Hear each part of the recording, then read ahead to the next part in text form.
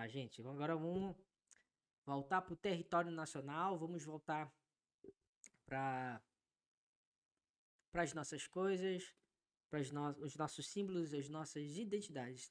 Então, o que que acontece? Isso aqui é fonte oficial, tá? Do gov.br. O presidente reconhece escolas de samba como manifestação da cultura nacional. Agremiações são componentes essenciais do carnaval brasileiro, mobilizam milhares de foliões, geram empregos, reforçam tradições e impulsionam os números do turismo. Então vamos lá, gente. Então o que acontece? Se eu não me engano, foi do último 5. Agora, no dia 5 de maio, foi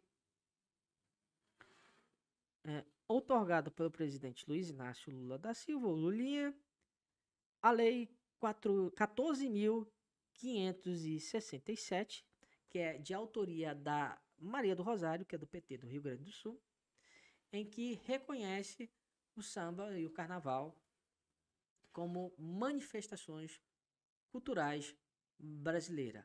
Ah, mas, Antônio, antes não tinha isso?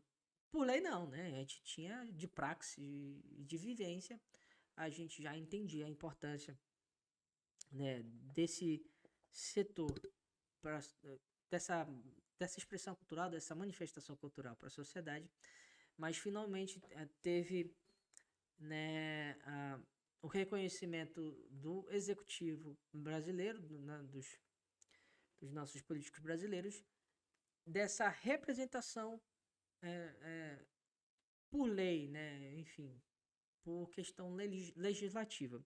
Então, o que que o texto basicamente fala?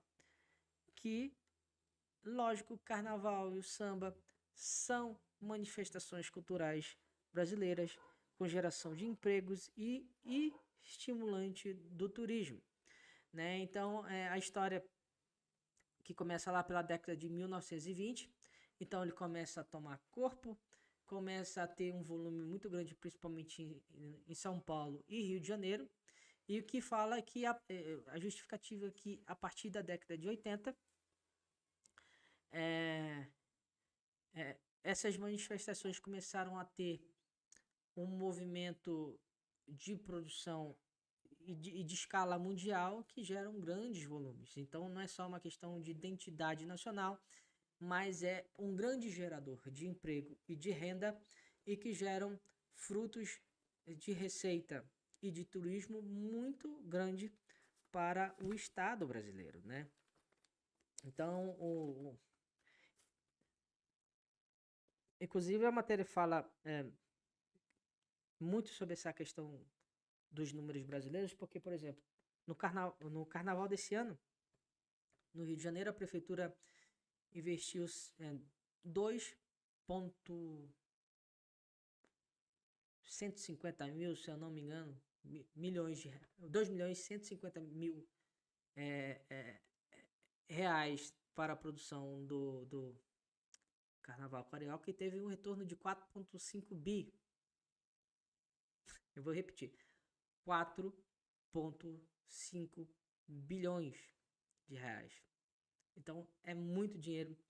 E nesse impacto econômico aí, então a gente tem uma questão muito forte do turismo, porque gente do mundo inteiro vem assistir o Carnaval Carioca.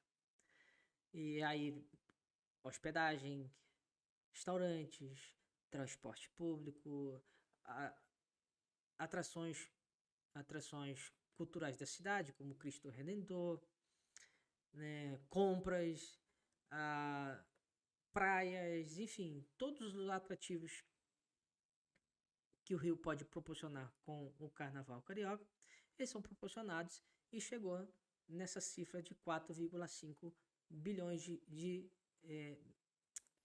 receita bruta, né, com o Carnaval Carioca. Então, a gente tem toda essa questão da identidade do samba, né, do Carnaval Carioca e do Carnaval Paulista também, né, muito grande como representatividade da cultura brasileira e, ao mesmo tempo, uma grande geradora de emprego, uma grande geradora de impostos no Brasil, porque quando você consome esse valor astronômico que você consome, é lógico que existe uma parte muito grande que volta para a nação, para a União, né, do Estado brasileiro, de retorno de imposto muito forte.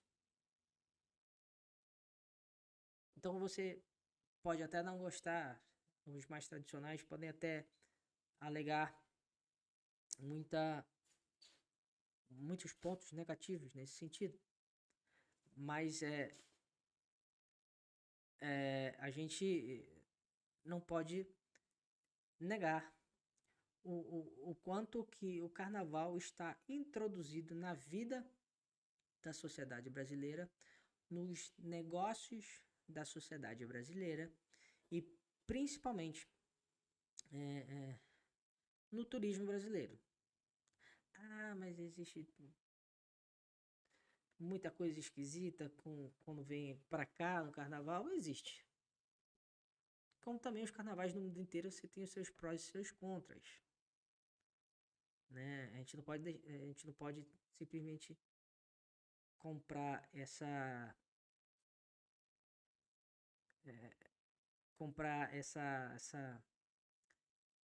ideia de que só o carnaval brasileiro é ruim, as coisas no mundo afora não é. Não, também tem os seus prós e contras no mundo inteiro. Mas a vida da sociedade brasileira, das festividades, das manifestações e eventos culturais no Brasil não é impossível de estar dissociado com a vida do Brasil. Tanto é que em fevereiro o Brasil para que essa manifestação possa acontecer. Né? Então o que foi feito agora é simplesmente um quesito legal, né, por lei, de uma coisa que já acontecia naturalmente na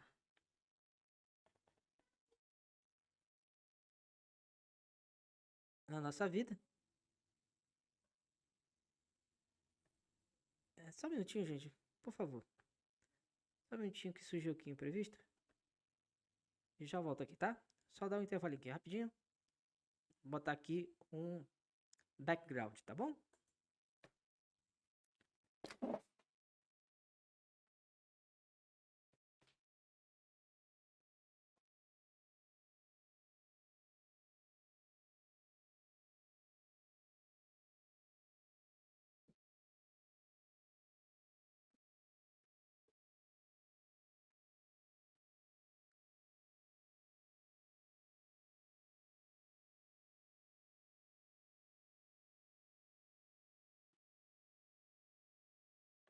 É isso, estamos de volta. Perdão, surgiu aqui um imprevisto.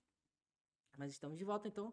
A gente está falando de identidade, de reconhecimento de identidade, de